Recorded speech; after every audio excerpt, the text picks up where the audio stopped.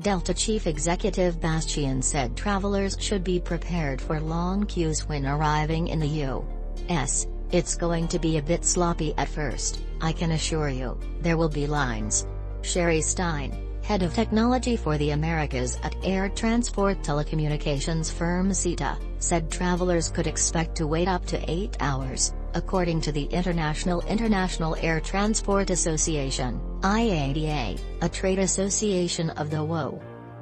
This figure is based on the anticipated number of travelers and the increased time it is now taking to process each passenger.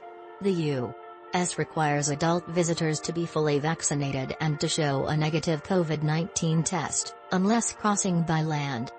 Unlike many countries around the world, the U.S. has delegated the task of checking travelers' vaccination status to airlines. Lacking a consistent, countrywide approach to proof of vaccination, each airline has been left to figure out its own way to check passengers. The tourism industry has been one of the hardest hit by the pandemic as travel firms, airlines and hospitality firms were largely shuttered amid COVID-19 lockdown restrictions. Around the world, governments spent billions bailing out airlines and other aligned sectors. Globally, the United Nations estimate the crash of international tourism could end up costing the economy more than $4 trillion in 2020 and 2021, much worse than predictions it made a year ago.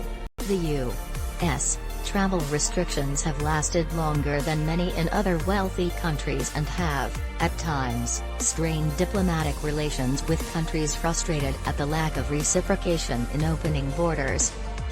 The restrictions have been lifted as COVID-19 cases are soaring across Europe, with the WHO warning the continent is once again at the epicenter of the pandemic.